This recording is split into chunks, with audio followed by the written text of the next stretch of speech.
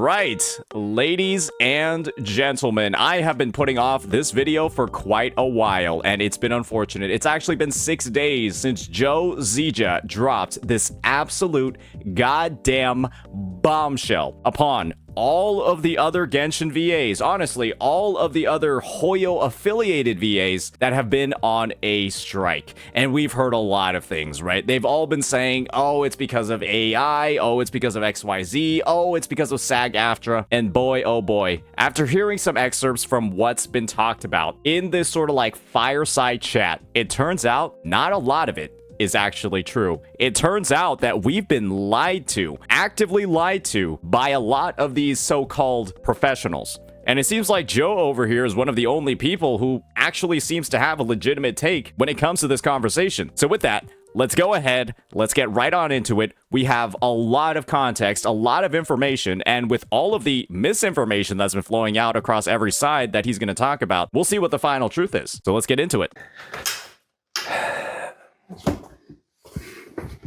So, we've lost our shared humanity over a f***ing gotcha game. What a dramatic opening. Okay, guys, it's time we had a talk about Genshin, Hoyo, and the strike because, man, it sucks out there right now. And before I start, I do want to say a big thank you to everyone who I consulted with while I was writing this script, okay? I talked with union members, I talked with non-union members, talent and fans, etc. My goal here is twofold: educate and de-escalate. So a big thank you to all the people that helped me get grounded and get the facts before getting started. If you haven't seen my original... Imagine if any of the other VAs had decided to do that before doing things like dogpiling on Jacob Takanashi, before telling people that all VAs want the game to be a union game. You had people like Kaylee Mills as well as Paimon's VA saying the same exact thing. You had all these people like Koi Dao going on Twitter trying to like answer questions and then, turning radio silent when the conversation went a way that they weren't like comfortable with, or maybe their agent told them to stop. And it just painted so many different pictures, so many different takes about like what's wrong and what's right and what people actually are looking for when it comes to like what the resolution actually is for the strike. And boy, oh boy, it's turned into a complete disaster. It is safe to say that there have been probably a lot of careers potentially irreparably damaged by all the bullshit that's happened and all the dumb shit that's been said. So I guess he's here to set the matter straight. Video where I explain the strike itself. I'm going to go over a little bit of it again here, but you might want to check that out first before diving into the incredible amount of nuance that I'm about to do in this video. I think we already have the full information. First, this video is designed, and I want you to pay attention here, to outline facts. And in any case where I absolutely have to inject my opinion, I've done my best to make it clear that I'm doing so. It's not here to render judgment on studios or casting directors, Hoyo, the fandom, actors, nobody. The reason I'm making this is because I've gotten so many questions and the internet situation is so weird every day from well-meaning individuals in the community asking for updates on the SAG-AFTRA strike and recasts, etc. Stuff that most actors really don't have any insight on, right? We're just actors. We don't know what Hoyo is thinking, etc., etc. But given that nearly... I feel like he's already throwing shade. It's only a minute and like 37 seconds into the video. It feels like he's legitimately throwing a shit ton of shade to all of the VAs who have been speaking out already. Basically saying right up front, we don't really know anything. And so all of these other people who have been talking so much shit and talking about it like they know all the facts, they're kind of just wrong. They're kind of just wrong, and they have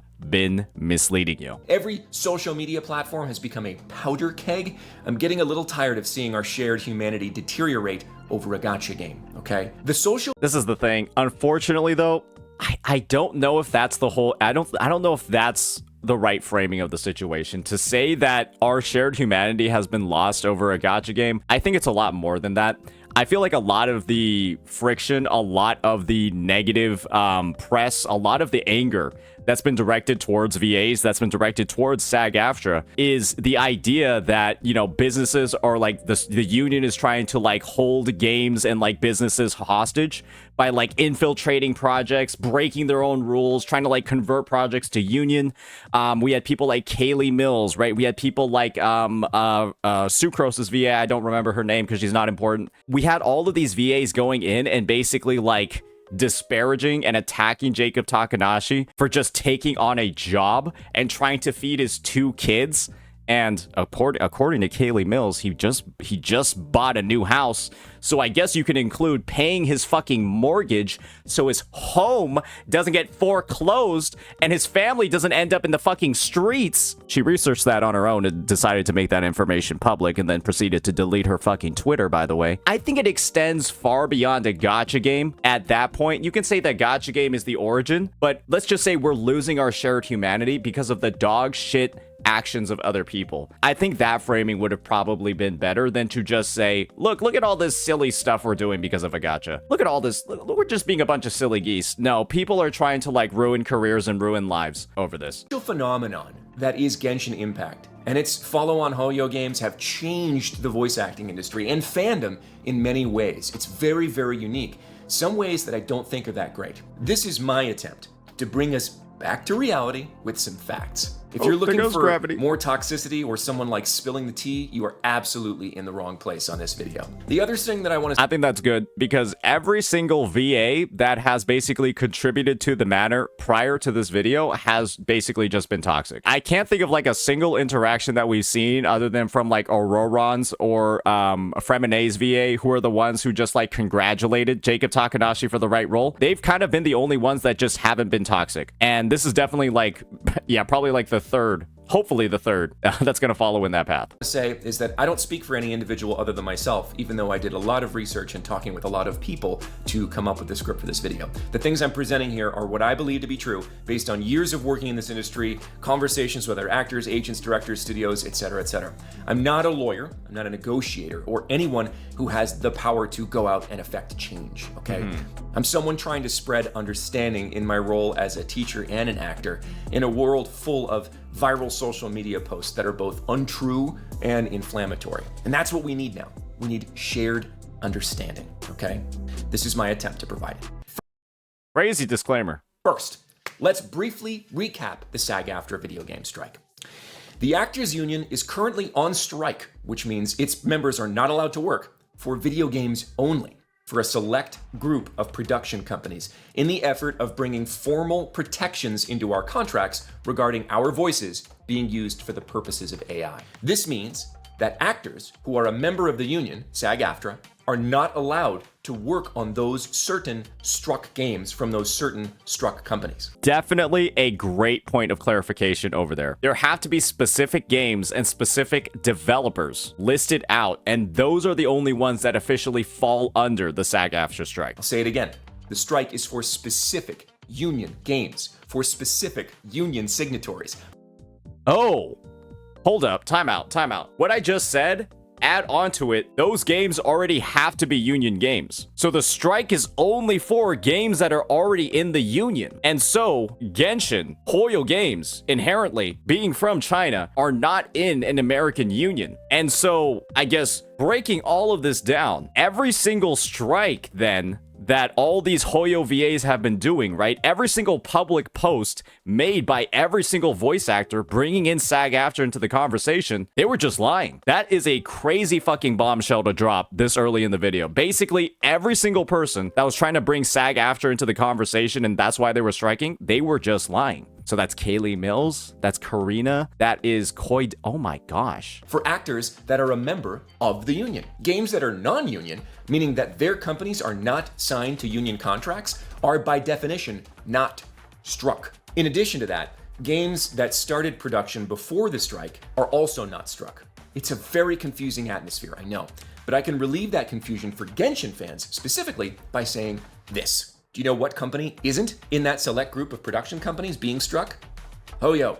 I cannot emphasize enough that miHoYo properties are not and never have been union games. Therefore, Genshin has never been a struck property. There are And by proxy, Genshin has never been struck, HSR has never been struck, and ZZZ has never been struck. And so all of the silence, all of the muteness, basically every single story patch that has been ruined across the past like year and a half in these Hoyo games has been built on top of a gigantic fucking lie. And so I'm genuinely wondering now, because all these Hoyo games weren't a part of the strike, what were these guys even fucking striking for? Was it for AI protections, which they've already put into their contracts? I'm genuinely wondering now, what was all of this even for in the first place? Was it likes on Twitter and Blue Sky? Was it because they all collectively wanted to take a vacation? Because the AI protections, as we've seen in prior videos, right? Signing on with Sound Cadence, that just should have been enough. Because Sound Cadence has built-in AI protections into their contracts. And that's the studio that the Hoyo games are using now for the EN dub. And so why are people still silent? Hey, after hearing this, hey, we're only 4 minutes into the video. After hearing this, I kind of just want to be like, just recast every person striking right now. And I'm gonna be real, I threw some shade at some other VAs. I threw some shade earlier on in the year at some other VAs for working in spite of the strike. They're absolved. All those VAs working in spite of the strike that I threw shade on, they're absolved. They were actually the intelligent ones. Everyone that was striking, now I believe they're just a dumbass. Now I genuinely believe this was just a play to try to unionize the game. Holy shit. Yeah, AI protections my fucking ass. These fucking liars. Zero union rules governing Genshin. Oh my god, that's or any crazy. Hoyo That's period. Yeah, I bet there are some people in some hot fucking water after this. There are some people in some hot fucking water after this. I just recast everyone. Just recast everyone. Recast anyone who isn't going to work. End of story as of this date. This is not a debate. This means, and I want you to listen very carefully here, if the SAG-AFTRA strike ended tomorrow, this would mean absolutely nothing for Hoyo Games and its actors. Imagine if Jacob Takanashi if Kenichi had not been recasted to Jacob Takanashi, this would not have happened. We would never have known this because nobody would have put like 2 and 2 together, done the fucking math behind the scenes like Joe just did over here, and this information would just not have been revealed to the public. Which studio is for Wuwa? It's one in the UK, so it's not even like a part of it. Holy fucking shit. Suddenly WB and Formosa, keywords, all the rest, threw a ticker tape parade and said, we agree to all the actors' demands, yay! Nothing would change for Genshin or Star Rail or Triple Z or any other non-union game. So point number one, please stop talking about Genshin like it has anything to do with the SAG-AFTRA strike. Genshin is not a union game. The actors working on it are not working under a union contract, period. Put a pin in that, okay? Because we're gonna come back to the idea of union and non-union actors in a minute, now that we've sort of covered union and non-union games. Okay, so why the hell aren't actors going in to record lines for Genshin if it's not struck? When the strike This is a good question. Many Genshin actors got Really together good question. in various disparate channels and decided that now would be a good time to try to engage with Hoyo and encourage them to take some action. Actors could use the momentum, the social momentum of the SAG-AFTRA strike to include Hoyo properties in the conversation. Again though, it's not a strike, and it has nothing to do with the union. Since this is not a strike, I'm not gonna call it a strike. From here on, I'm going to call it a collective work refusal, because it's not governed by any one body like SAG-AFTRA. There is no one result desired like a collective bargaining agreement, and there is no penalty for not participating, unlike the SAG-AFTRA strike. So all those people calling Jacob Takanashi a scab are just stupid. And I guess by proxy, Karina is not a scab. Yeah, I take it back. Karina, the voice actor for Paimon, is not actually a scab. She's just stupid. If you are a union member and you cross the line and record games you're not supposed to, you can be penalized. In a non-union environment, that doesn't exist. So, what did Genshin actors want? This is where some of the confusion kind of begins. The goal wasn't really totally clear. Some actors wanted them to sign a union agreement and flip union, become a union game.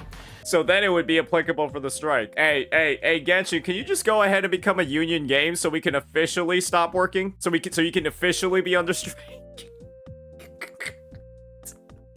Yeah, we're not striking like legitimately right now. It's just a refusal to work. Can you just go ahead and sign the union agreement, become a union game, and then we can officially strike, put a label on it for real? Could you just do that for us, please? You might have heard this called an interim agreement, which just has to do with a agreement that's going on during a strike, or a full union contract. There's some nuance of difference here. Because Genshin's an ongoing game, they're essentially the same thing. Others wanted them to just add AI protections into their non-union contract. Something like the Nava rider, okay? Which is something that any actor can attach to any contract to legally protect themselves against AI exploitation. And some actors, understandably, didn't really know what to think about the whole thing, but they were motivated by the social side. So they just got pressured into saying dumb shit that they actually had no idea about, and utilized their fan base and community to push forward an agenda that they were incredibly misinformed about, did no research on, and were just like, hey, let's just do this for fun. Let's just stop working for fun. I'm not gonna lie. The complete lack of like professionality, the complete lack of just like basic ability to just, I don't know, conduct yourself in a way that you'd expect from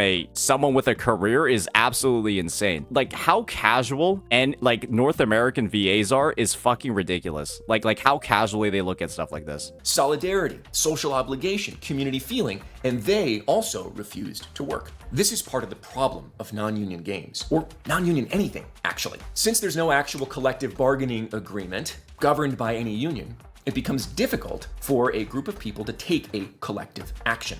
In social psychology, you call this a collective action problem. It's very complicated. So anytime a group of non-union actors tries to get together to achieve any result, it's hard. It's hard for us to communicate. It's hard for us to bargain. Since there are no rules in place, any actor is free to just disregard that collective effort at any time with no penalty. They stopped working probably to force Hoyo into making the project into a union project. Absolutely. That's what they've sort of like shifted to right now, right? But there were so many people calling all these VAs like scabs when that wasn't even like the right terminology to be using. There were so many people bringing in SAG-AFTRA and like the SAG-AFTRA strike in as well as sort of like reinforcement and like backing for what they were doing. And these VAs just basically conjured up so much actual misinformation for like what their refusal to work was actually leading to. Some were saying, oh, it's in like solidarity, right? It was like, I heard the word solidarity so many times. Let's be real here. How many times did you guys hear the I'm striking out of solidarity and the word AI protections, when in reality, the strike is just inherently focused only on fucking making the game become union. It's not about AI. It's not even about SAG-AFTRA, or it's not even about the fucking SAG-AFTRA strike. It's about making the game union. And it's flip-flopped. It's changed so many fucking times. Jesus Christ. Unlike, again, an actual strike where you can get fined or kicked out of the union for strike breaking. So, actual punishments for scabbing. Some actors simply kept working. Some actors stopped working and then went back to work after only a few weeks of refusing to come in. Probably because those were the smart ones that realized, holy shit, we're being so fucking stupid right now. Let's just get back to work and actually start getting paid. Some actors stuck it out and haven't been recast. Some actors stuck it out and have been recast. Ultimately, the decision to work or not to work has become a very individual and not a collective decision. So you can see how the waters are already very muddy here. Now, let me muddy them further. In January 2025, a new California law, AB 2602, was put into effect. It says that unless there is very specific wording in a contract telling an actor that a digital replica, an AI clone, will be created of them, then it is illegal to do so. That actor must also be professionally represented and not an independent agent. Or the company may not create a digital replica of their work, even if they put it in the contract. That's pretty good. Hey, I'm not gonna lie, that sounds pretty good. So A, they have to officially make sure it's in the contract, and B, you need to have like a fucking chaperone with you to sign the contract. That's a rare California W. Yeah, you need basically like basically a VA equivalent of like a lawyer to approve it. And so you can't even be like baited into it, right? By like a lack of knowledge. You can't even like sign it mistakenly, right? You need to have like a licensed fucking person telling you exactly what they implicate. That's actually a huge California W. Very rare though. So an uneducated actor without an agent can't just accidentally stumble into a contract that steals their voice. Since, to my knowledge, no Hoyo contract specifically says they will make a digital replica using an actor's data, They are therefore, by AB 2602, specifically prohibited from doing so. Therefore, any California actor is now protected from having a digital replica made by Hoyo. To be This fair, means that's only that California. The barrier for returning to work for many California actors has been achieved. There's more. This law, AB 2602, only prevents a company from a one-to-one digital replica. So Hoyo can't take my voice without my permission and make Risley lines, but it doesn't prevent them from using my voice to train models or blending my voice with another person's to create a new and unique voice. This is kind of like a weird, unclear loophole part of the law. I'm actually fairly confident will get clarified over time, but you also have to remember that the whole world is kind of in a legal flail right now, trying to catch up to the technology. As an aside, right, the Nava writer and presumably the union contract would have that added layer of protection about training and blending. But we're not totally sure right now on the union contract side because that hasn't been agreed on yet, hence the continued strike. So we don't know what that final contract will contain. Genshin, being under a union contract, would also award the actors the added intended benefit of having the SAG-AFTRA legal team behind them. If Hoyo, or any company, decides to disregard the contract and make replicas anyway, it would be up to the individual actor to sue them in a non-union contract. A complicated, expensive thing to do for a single individual, to the point of, honestly, like near impossibility. I'm not gonna go toe-to-toe with Hoyo using my own legal team, which I don't have. But it's much easier for a union with 160,000 members in it to do so on an actor's behalf. Now, the historical effectiveness of SAG-AFTRA's legal team could be called into question here as to whether or not they would do the job or do a good job, but I'm trying to outline the principles here, okay? A union contract would afford an actor the protection if Hoyo or any other game company broke that contract. This is the part that I may be a little bit confused about. Don't most VAs have like a studio that they sign with, and then the studio is the one that like gets them on the projects? I'd imagine that the studio has their own lawyers as well. That I'm pretty sure if a VA is signed with the studio, they would by proxy. I'd imagine, I'm just assuming here, that VAs that sign on with the studio would have the studio's lawyers available as well. If they don't, or if the studios don't have lawyers, then maybe that's just moot, but that seems like something that would make sense. Maybe he'll address it. The non-union world has protection via the California law, yes, but not full protection. And if violated, it will be very difficult for a non-union actor to prosecute a billion-dollar company on their own. Are you seeing how difficult this situation is yet? How unclear it is for even the people involved? Now, could Hoyo make this situation completely vanish by simply signing a union contract? Yes, they absolutely could.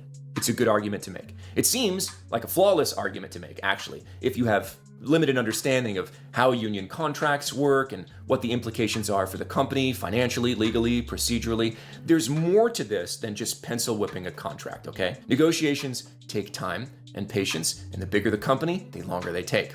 When you're trying to kind of shoehorn a gigantic foreign company into a discussion about United States labor law, things can get confusing really fast. But it is important to say that yes, Hoyo could absolutely make all this go away by just signing a union contract. We already know all of the negative implications of signing a union contract. The union, basically now only union members will be able to work on the project. All non-union VAs will have to be recast or join the union. I'm pretty sure the CCP won't even let Hoyo join an American union. I do think he's potentially making it a lot more simple than it sounds like over here. And this is the other thing, right? Sound Cadence, basically Farina's voice actor's studio, Amber Lee Connors, has AI protections built into their contracts, which I'm pretty sure provide the level of protection required so that your voice isn't going to be, tampered with, used for training, all that sort of stuff. And so if Hoyo is already dedicated to using studios with built-in AI protections, and this is the big one, guys, they have AI protections in China and Japan. They already have AI protections in China and Japan. Well, I mean, it looks like they're covered in all of the dubs. It looks like they're kind of just covered in all of the different dubs that exist for all the languages. And so, I mean, hey, right, it could be as simple as that. Just to solve the AI issue, there are a lot of complications involved with the union contracts.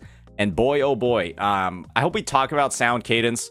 I hope we talk about like the JP and the CN side over here in the later parts of the video, because it is, you know, this is a bit, you know, I feel like this is a little bit maybe too union focused right now, or too like pro union. Talks to that effect have been going on for a long time, with ups and downs and starts and stops, but I can't speak to them as to whether or why not Hoyo is going to do it. We can argue all day whether or not that would be the right thing to do, right? Or whether or not a corporation has like moral obligation or even a moral sense of duty. That's not this video. But one thing we can't argue about is that it would definitively bring back every single actor that is collectively refusing to work on Hoyo properties right now. I think that could be potentially false. Aren't there non-union VAs striking out of solidarity? And so by signing a collective, you know, the collective interim agreement and making the game union, wouldn't those non-union VAs not be able to come back because they're not in the union anymore? Or they're not in the union and the game is now a union game? Isn't that like kind of like how it would work? Would bring them back instantaneously.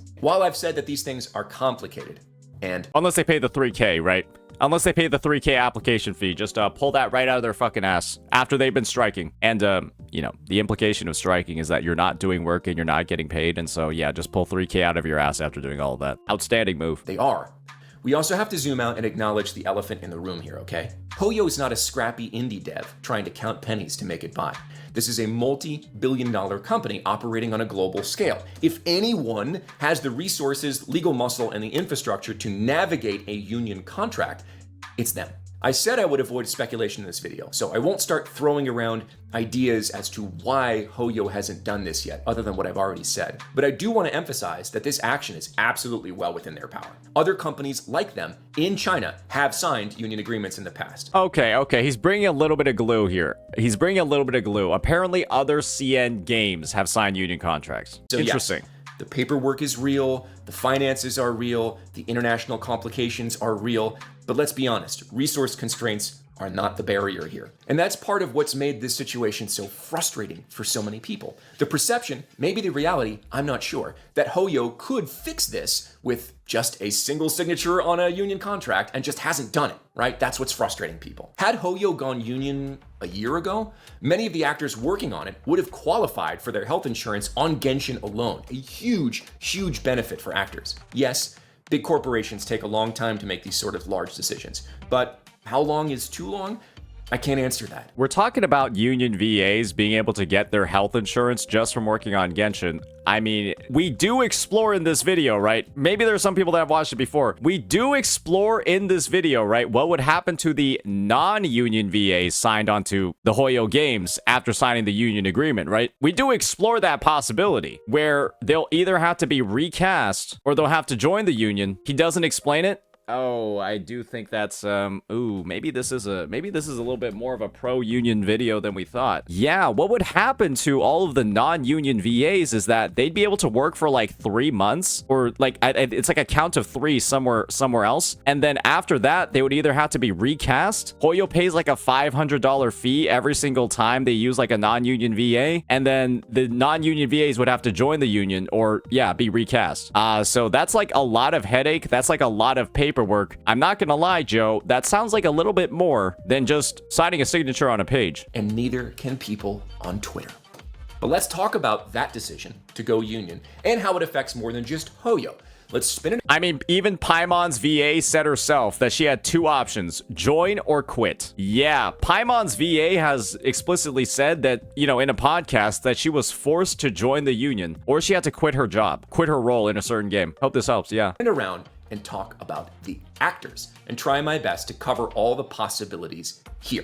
What happens to actors, both union and non-union, if they do sign an agreement with the union? Contrary to many misinformed Twitter rants, that does not mean that all the non-union actors on the game would get replaced. That's a wildly ignorant claim, and one that's very harmful to progress to spread. The real answer is, as you might expect at this point if you've been paying any attention at all, it depends. It actually has to do with the actor's individual situation, as well as where they live, bizarrely enough. Yeah, we've talked about some of like the potential outcomes. Yeah, it's not immediate replacement, but it's definitely something where after a certain amount of time, it's replacement or you have to join the union. Let me clarify. If the actor lives in a right-to-work state, such as Texas, then nothing happens at all. Right to work laws within states specifically prevent a union from stopping people from working if they're not a member of the union. They can continue working on Genshin forever. What about that $500 fee, though? Then you got the Hoyo side, where now, because of that, even if they are in the right to work state, they still got that $500 fee they have to use for using a non-union actor. And I guess that's just going to be in there in perpetuity for every single time it happens. If the actor does not live in a right to work state, now we're getting murky. You might have heard the term Taft-Hartley thrown around. We've heard that one a lot. I advise you really just don't look too deep into this because it's confusing. It's a piece of labor law that actually has nothing to do with SAG-AFTRA. It was written in 1947 and designed as a path to both protect people from being forced to join unions, but also offer them more flexible ways to join if they want to. For our purposes, bringing it back to us. Consider a Taft-Hartley like a temporary 60-day union pass to allow someone who is non-union to work on a union job. Yep. After that, they're considered a must join, at which point, like the status implies, they must join the union or stop working union job. And that's what happened to Karina's VA. That is what happened to Paimon's VA, Karina. It's honestly, Paimon's VA, Karina, has been so fucking crazy over the past couple of days. They're almost like a fictional character on their own. So that's why I probably just said Karina's VA. My bad. I'll break here for a second and tell you that it is significantly more complicated than that. There are caveats as to when the Taft-Hartley triggers, for example. It's also possible to negotiate an individual waiver with the union and say, look, I'm only ever going to work this one union job. Please don't make me join. I won't do anything else. And they can say yes. There's flexibility here. These, however, are edge cases that are just beyond the scope of this video. This would be a 5-hour video. In the simplest sense, you can do on a Taft-Hartley. I love how he's talking about how specific this is, or like how specific and how many edge cases there are and how this applies to so little people. And Taft-Hartley was the only thing these VAs were using to like defend the game becoming union. Oh, everyone can just use the Taft-Hartley. It'll be fine. Yeah, they just have to use the Taft-Hartley. It'll be okay. That's what Kaylee Mills said. That's what Koi Dao said. That's what I bet Karina said it too. They were just throwing around this fucking archaic law from fucking 1947, and we're using that as like why Genshin or Hoyo, all these games becoming union was like a-okay because he had Taft-Hartley. And then he's just out here saying how actually bullshit it is in most circumstances. Yeah, that's a little, I'm not gonna lie, that's a little rough. This is a complex video. I think that's what I'm gonna say. This is a complex video that does like a little bit of shilling on like both sides. And I guess the shilling on both sides kind of makes it just like equal out, right? He throws the union under the bus, but he also throws Hoyo a little bit under the bus as well. And we've been like diving into both sides, but just from what I'm getting, it seems like it's more so shitting on the VAs than it is on Hoyo at this point. And so I did mention, oh, it seemed a little bit pro-union over here, but now we're kind of going in the opposite direction. Yeah, bro's being a bit of a fence sitter right now. A very limited amount of union work as a non-union member before you have to join. And that sort of makes perfect sense if you think about it. The union offers actual tangible benefits, even for a single contract. Reaping those benefits without being a union member and paying your dues is like extending your Netflix free trial indefinitely. At some point, you gotta pay for what you're using. But being able to join the union for some actors can be a really good thing. Getting into the union is a stepping stone in many actors' careers, and it can actually be difficult to qualify for the union because, bizarrely, the only way into the union is if you get Taft-Hartley first and then join. That is the only way to join the union? Simple.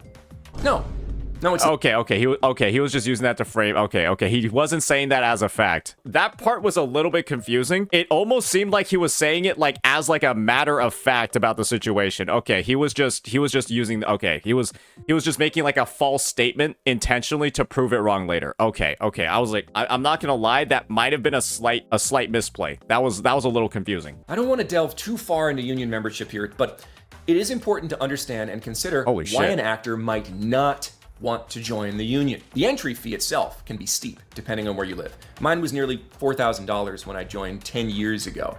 So that talent would have to know for certain that we're going to get at least 5 sessions out of Genshin to make up for that loss. That's about how much money you'd make in 5 union video game sessions, depending on the tier that you're in. Again, complicated. Or that actor would have to feel confident enough that they could book other union work to help them bring that number, that entry fee number, back to zero. So we were just understating how expensive it was. We were out here all talking about 3,000 like a bunch of fucking idiots. It was literally 33% more. 4,000 10 years ago, unless they made it, maybe they made it cheaper. Yeah, maybe he got scammed. Maybe he got scammed because we have to incorporate like inflation as well, right? 4,000 10 years ago is a lot more than 4,000 now. No, he just got fucking scammed, right? Surely they brought the price down.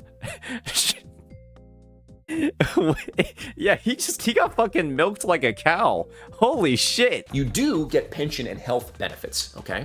But you only qualify for health benefits if you earn a certain income of union work, around $30,000 a year. You would need to do 30 Genshin sessions to make that. Probably more like 35, which makes healthcare sort of a moot point for Genshin actors, unless, again, you're confident you're going to get other union work. You can also break up that entrance fee into a payment plan. So it's not like you'll just get like a $4,000 bill, but it's still $4,000 you might not want to spend. Here's another big one that's become a very hot button. You can buy you can buy like a fucking, maybe not nowadays, but 10 years ago, definitely 10 years ago, you could buy just like a car for 4K. You could just buy a car. An issue in the last 8 months. Joining the union also technically prohibits or C6R5 a Genshin character. You could also just do that too. It's an actor from doing any non-union work, which statistically comprises nearly 80% of all voiceover work available. Yeah, I'm not gonna lie. Yeah, joining the union does. When you say it like that, 80% of all.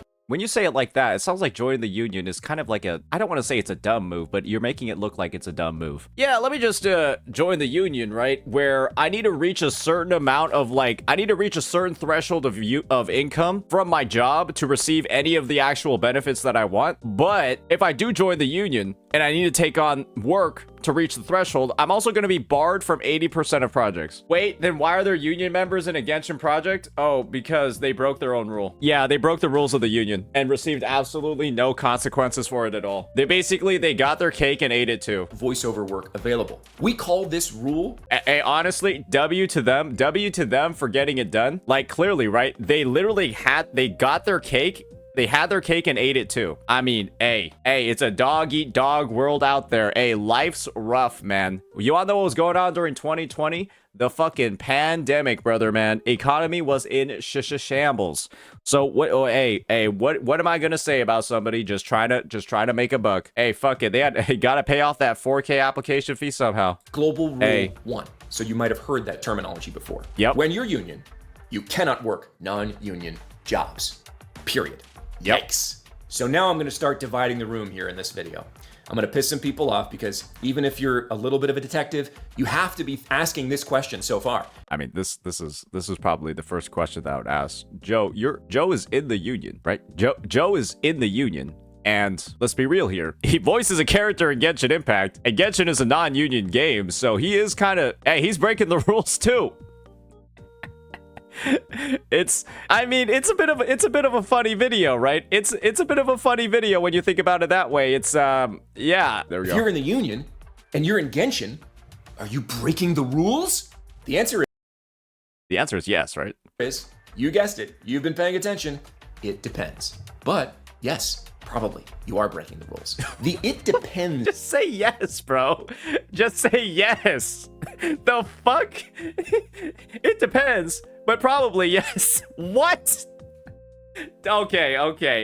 I'd love to hear how it's not breaking the rules. I would love to hear how it's not. This part is a caveat in union membership called the financial core or FI core status. Okay. Which is a complicated legal caveat I don't want to get into here. But FI if core. you're FI core, you can legally work non-union jobs as a union member without being penalized. You do lose some surrogate benefits, like the ability to vote in union elections, be on any board or committee in the union, attend union functions, go to union classes, etc. You wanna know what the union says about FICOR? FICOR means you are quitting SAG-AFTRA and giving up your SAG... And if you think it's like weird, this is literally the SAG-AFTRA.org website.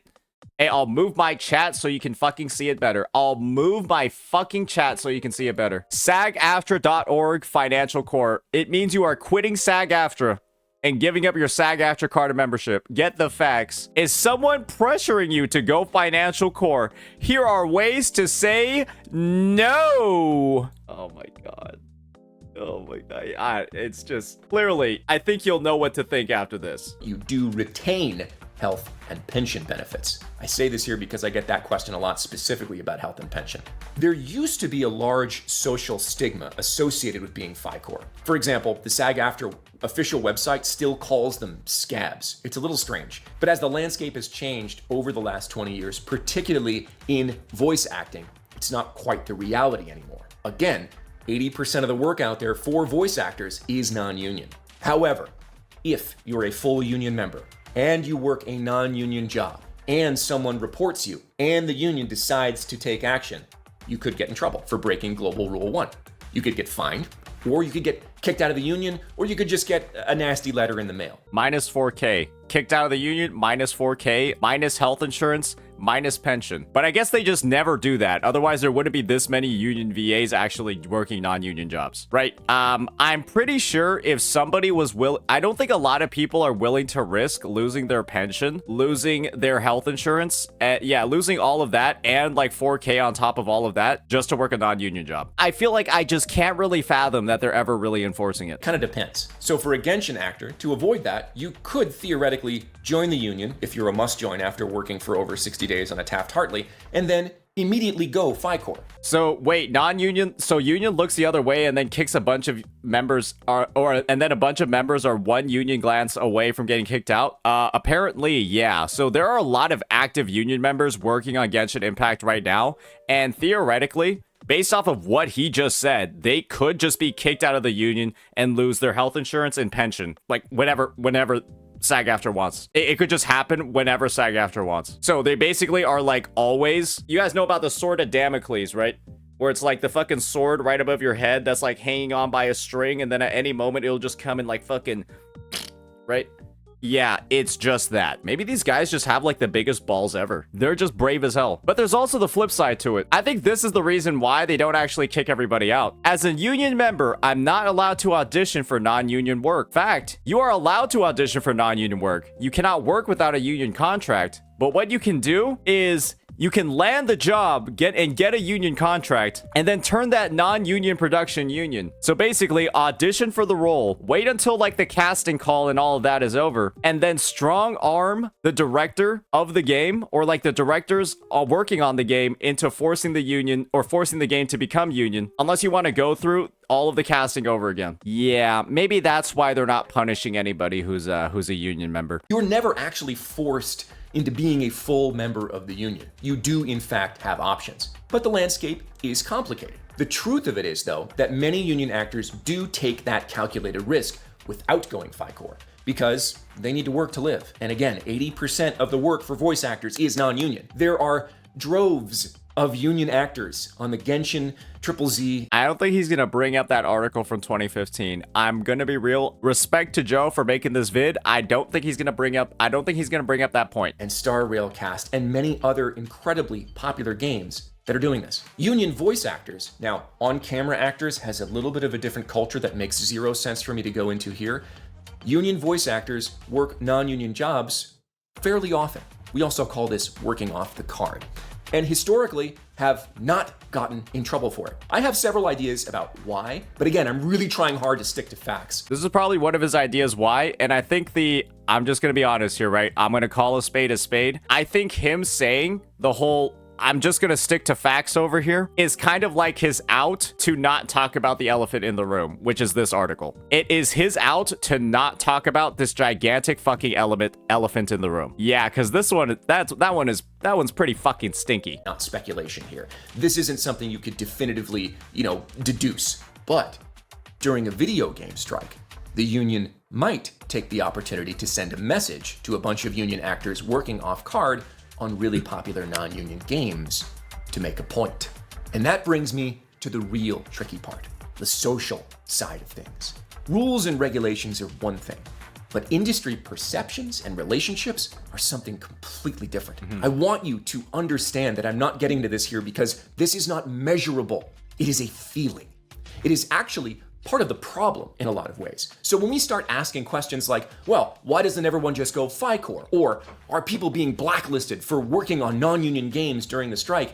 These really deal with non-measurable social feelings that can be very powerful, yes, but fall outside the bounds of what I'm trying to do here with this video, which is give as much factual clarity as I can. There are absolutely subjective social. What are you drinking, Sate? How can I get that drink? I am drinking Gamer Subs, Mr. Zonald Zaramp. And if you want Gamer Subs, you can just go ahead and use discount code SAINTO at checkout for 10% off your order. Effects for doing things like being FICOR, working off the carb, not participating in a collective work refusal like what's going on with Genshin right now. There are also subjective social effects for doing things like reporting other actors who are breaking Global Rule 1, which some see as snitching, or getting involved in online arguments that explode in publicity firestorms. You know how I mentioned he might be calling some people out? I said might before because he's definitely calling some people out right now.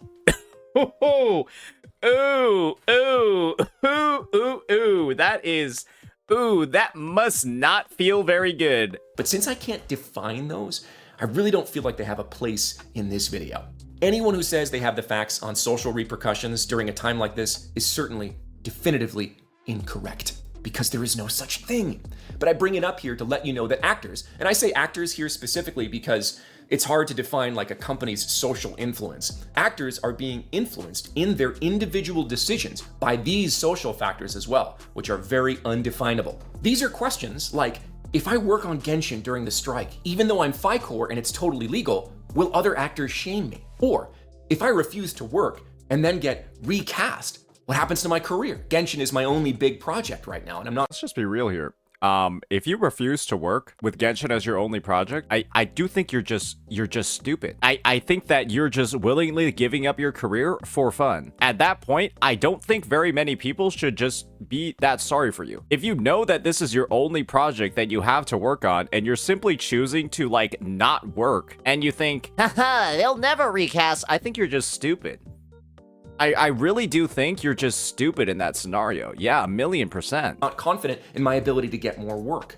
Actors have to deal with the rumor mill just like anyone else. And it unfortunately plays a part, sometimes a large part, in everything we do. When we also run the risk of things like death threats and harassment online, it makes it even more difficult for us to make clear decisions, speak our minds, or even engage in intelligent, curious discourse with our peers or fans. I can't tell you how many of my colleagues talk about this issue behind closed doors and only behind closed doors, because out in the open, it is just a toxic mess right now. So even if you think you understand what I've said so far about contracts and union membership and the strike, California law, and all of that, there's still the very unmeasurable and very powerful social element to consider. None of this stuff would be blowing up on social media if the dumbass VAs who made all those statements, I've already named the names, I'll name them again, Karina, Kaylee Mills, Valeria Rodriguez, all those people, if they just weren't this fucking dumb, it would never have blown up in the first place. Let's just be real. Everyone was very gravy with the strike. There was a huge amount of public support for whatever the fuck was going on behind the scenes. And the second that these absolute ding-dongs just started harassing a guy with 3 confirmed roles, honestly, it was just 2 confirmed games that he's worked on in the past. And then they started attacking his character, attacking his fucking career, attacking his fucking livelihood, bringing up shit like his fucking 2 kids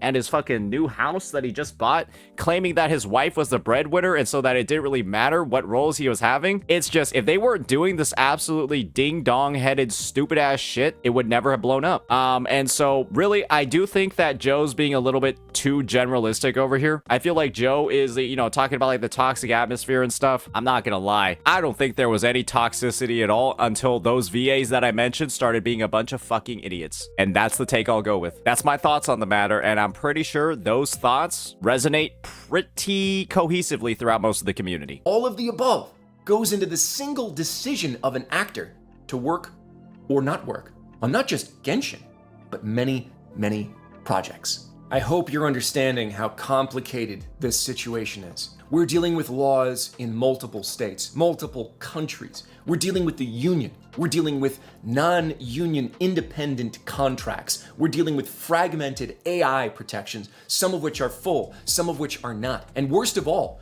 We're dealing with an insanely popular game with a very enthusiastic base of both actors and fans who are consistently, but not necessarily intentionally, injecting misinformation into this massive, depressing, toxic gristmill that we call social media. I'm not gonna lie, I don't really think it's the fans. You guys know firsthand, I'll never miss an opportunity to shit on like the Hoyo Games community, right? For being terrible people, for saying terrible things, for like, you know, framing things in awful ways. But I do feel like this is like one of those circumstances where it's literally not really the fans.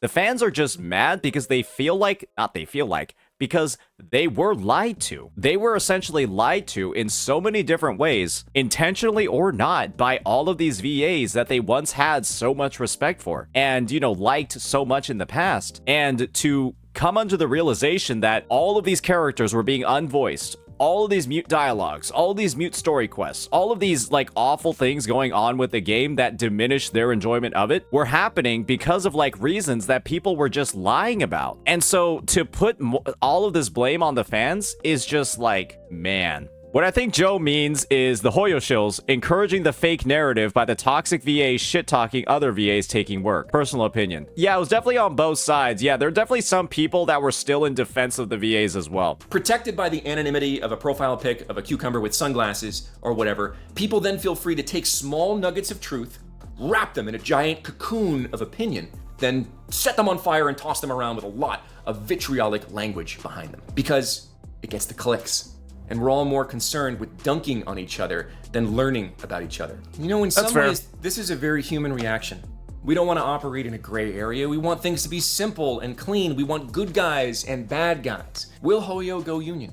Will they add additional AI protections into non-union contracts instead? They've already added the additional protections, though. I guess this is the thing. I feel like a huge miss in this is not talking about sound cadence and the AI protections that they have built into their contracts and how they have all of these sound cadence roles in their games and they're recently added. I do feel like that's a bit of a miss. That's my take, right? It's I don't think he's gonna mention it. Maybe he will. But yeah, it's you know, we're narrowing like the, you know, last quarter of the video. It's just, will they simply recast everyone who's refusing to come in? I don't know. I'm not part of these conversations. And to be very frank, almost everyone who I talk to who said they definitely know about those conversations going on have given me conflicting information.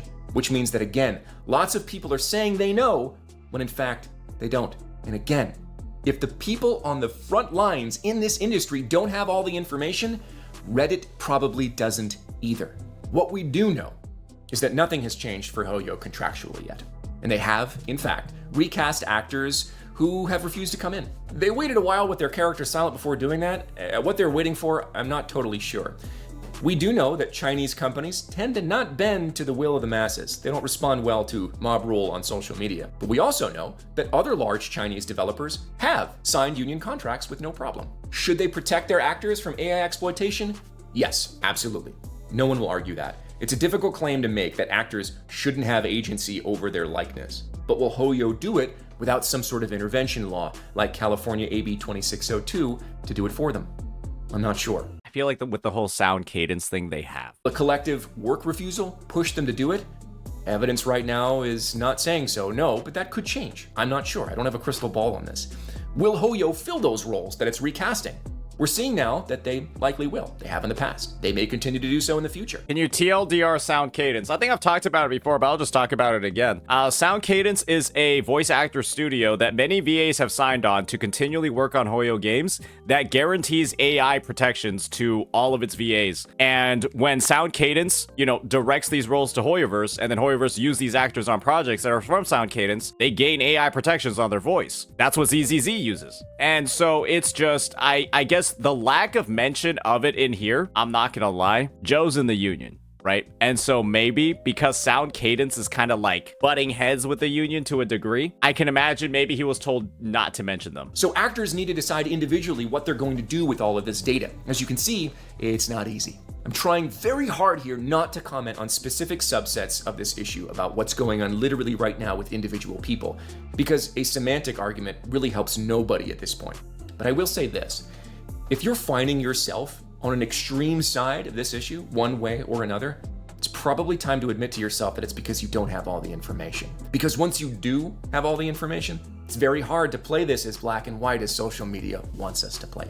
If I've done nothing else in this video, what I hope I've done is show you just how confusing this landscape is and how collective action problems can be very difficult to solve. Even when a collective bargaining organization is involved, like the union, you can see that since we're still 8 months into this strike and we've had so many strikes over the last 10 years, it's still extremely difficult to solve this kind of problem. So, when you take a collective bargaining official organization out of the equation in the non-union world, and then make it up to a bunch of individual actors from wildly different walks of life, economic statuses, and personal opinions to try to chart a collective path forward, it gets even worse. So when you see individual people making individual decisions, remember that they're individuals. No one is the villain in their own story.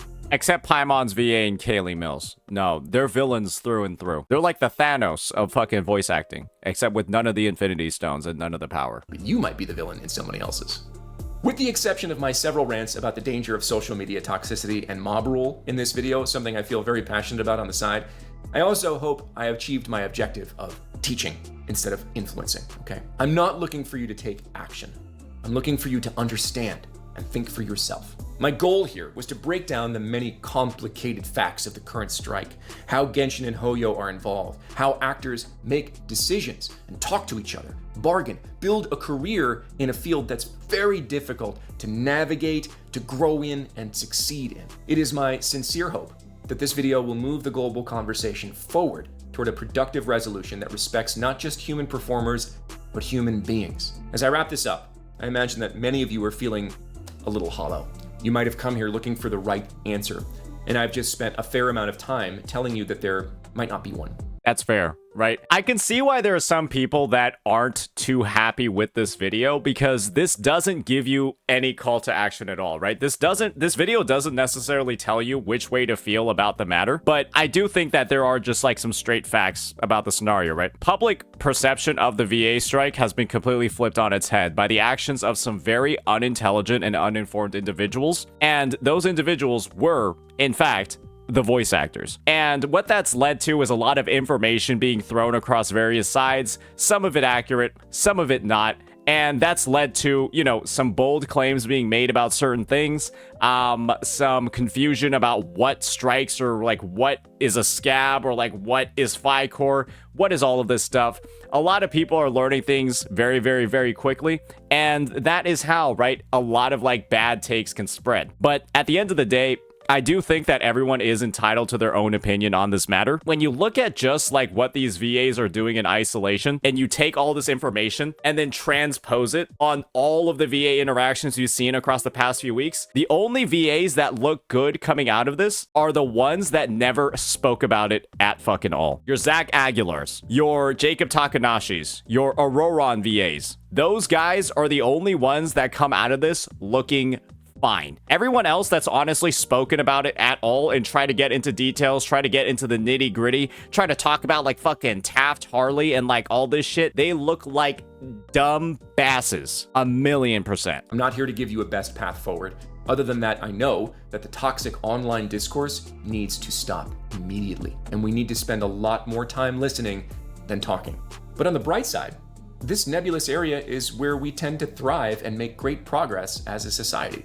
We excel at taking imperfect circumstances and making the best of them, but only if we communicate, get educated, It was a great vid that gave a lot of details. There were like some points where you could probably tell during my react, I was like, oh, this is like a little bit contentious. Oh, he could have mentioned a couple of things. Oh, I feel like, maybe he hasn't, said more on the matter when he could have. But you do gotta factor in, right? Joe's in the union. Joe is a union voice actor. And Joe is also somebody, right, who is technically breaking global rule number 1. I see somebody in my chat saying I hated the condescending tone, get educated. That could also be him talking to his VA colleagues when he says get educated, right? And then form your opinion after getting educated. You could easily view it from that angle as well, because boy, oh boy, it is 100% clear after this video, right? Assuming that he's brought the glue and the evidence, that there's been a lot of VAs just talking with no fucking clue what they're actually talking about. And he calls them out explicitly, or he doesn't call them out, but we know who he's talking about. So with that, yeah, I mean, again, this is like a big fence sitter sort of video, but that's really be where, honestly, maybe you should be after hearing all the information. So with that, hopefully we provided some context. Maybe I think we filled in a lot of like the holes where, you know, he said that like speculation, those sort of things he didn't want to dive into, but we did. Let me know what you all think. Peace.